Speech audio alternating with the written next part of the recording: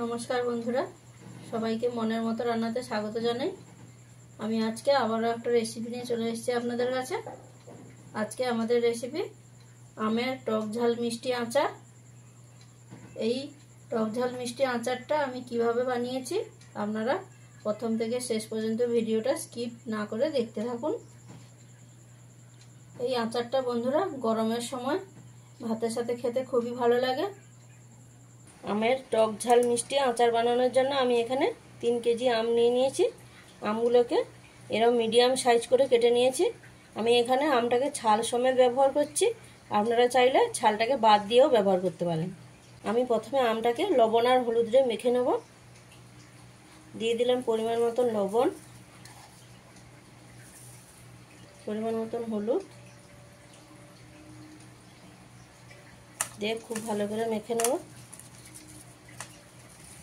আমগুলোর মধ্যে লবণ আর হলুদটা ভালো করে মেখে নিয়েছি। এবারে আমগুলোকে কিছু সময় রোদ্রের মধ্যে দিয়ে আমের যে এক্সট্রা জলটা আছে সেটা একটু শুকিয়ে নেব। আমগুলোকে কিছু সময় রোদ্রে দিয়েছিলাম, হালকা করে শুকনো করে নিয়েছি। তো দেখুন এর গায়ে আর একটু জল লেগে নেই। তো এবারে আমি আচারটা বানিয়ে নেব। আচারটা বানানোর আগে কয়েকটা আমি মশলা গুঁড়ো করে নেব। তার জন্য আমি এখানে কি কি নিয়েছি দেখে নিন।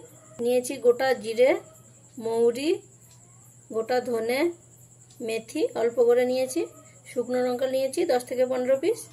আমি এখানে সমস্ত মশলাগুলো 2 চামচ করে নিয়েছি আর মেথিটা নিয়েছি হাফ চামচ। তো প্রথমে আমি শুকনো লঙ্কাটা কড়াইতে দিয়ে দেবো। শুকনো লঙ্কাটা কড়াইতে দিয়ে লঙ্কাটাকে একটু আগে অল্প করে ভেজে নেব,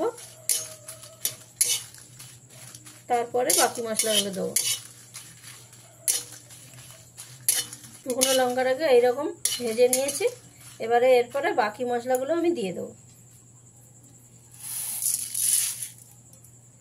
এই মশলাগুলো দিয়ে ভালো করে ভেজে নেব। মশলাগুলো ভেজে নিয়ে ঠান্ডা করে গুঁড়ো করে নেব।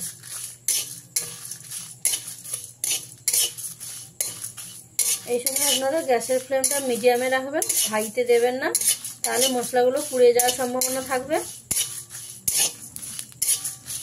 এইভাবে অল্প কিছু সময় ভাজলেই মশলাটা ভালোভাবে ভাজা হয়ে যাবে।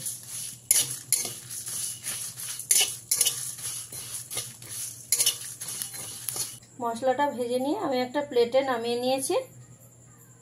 মশলাটা ঠান্ডা করে, মশলাটা খুব বেশি মিহি করে গুঁড়ো করা যাবে না, হালকা আধা আধা দানা দানা রেখে গুঁড়ো করে নিতে হবে। আমের টক ঝাল মিষ্টি আচারটা বানানোর জন্য আমি এখানে একটা কড়াই নিয়ে গরম করে নিয়েছি। তাতে দিয়ে দিলাম সর্ষে তেল। আচারটা আপনারা এখানে সর্ষে তেল দিয়ে বানাবেন, সাদা তেল দিয়ে বানাবেন না। সর্ষে তেলটা দিয়ে আচারটা বানালে আচারটা অনেক দিন ভালো থাকে। সাদা তেল দিয়ে বানালে টেস্টটা ততটা ভালো আসে না। তেলটা খুব ভালোভাবে গরম হয়ে গেছে। আমি এখানে 1 চামচ 5 ফোড়ন দিয়ে দিলাম। 5 ফোড়নটা দিয়ে ভাজা ভাজা করে নিতে হবে।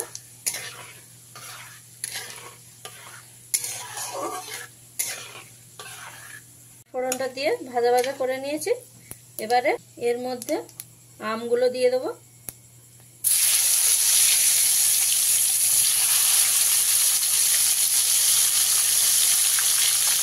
আমটা দিয়ে নিয়েছি। এবারে তেলের মধ্যে আমটাকে ভালো করে ভেজে নিতে হবে।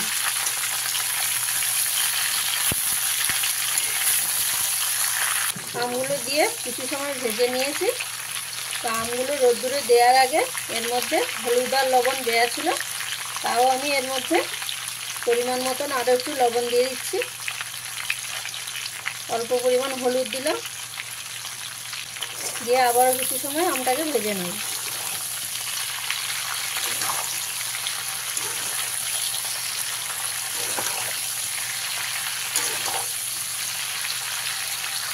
আমগুলোকে আমি 5 থেকে 7 মিনিট ভালো করে ভেজে নিয়েছি। দেখুন আমের গাগুলো সবুজ থেকে অন্য কালার চলে এসছে। এবারে এর মধ্যে দিয়ে দিতে হবে চিনি। আমি এখানে 500 গ্রাম চিনি নিয়েছি। চিনিটা পুরোটা একসাথে দেবো না, অল্প অল্প চিনি দিয়ে মিশাতে থাকবো। কিছুটা চিনি দিয়ে দিয়েছি। এবারে আমগুলোর সঙ্গে ভালো করে মিশিয়ে নেব।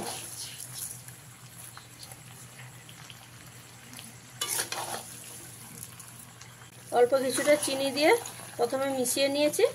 এবারে এর মধ্যে বাদ বাকি চিনিটা আমি দিয়ে দেবো। ধরে আমি এখানে আচারটা চিনি দিয়ে বানিয়েছি, আপনারা চাইলে গুড় দিয়ে বানিয়ে নিতে পারেন। আর আচারটা যেহেতু আমি টক ঝাল মিষ্টি বানাবো, তাই চিনির পরিমাণটা একটু বেশি দিয়েছি, মিষ্টি মিষ্টি বানাবো বলে। আর আপনারা যদি কম মিষ্টি খেতে চান তাহলে চিনি কিংবা গুড়ের পরিমাণটা কম রাখবেন। এইভাবে আর অল্প কিছু সময় আমটাকে আমি ভেজে নেব চিনির সঙ্গে। চিনিটা দিয়ে খুব ভালো করে মিশিয়ে নিয়েছি আমের সঙ্গে। দেখুন চিনিটা গলে গিয়ে জল হয়ে গেছে। এবার এই জলের মধ্যে, চিনি গলা জলের মধ্যে আমটাকে আর কিছু সময় সেদ্ধ করে নিতে হবে।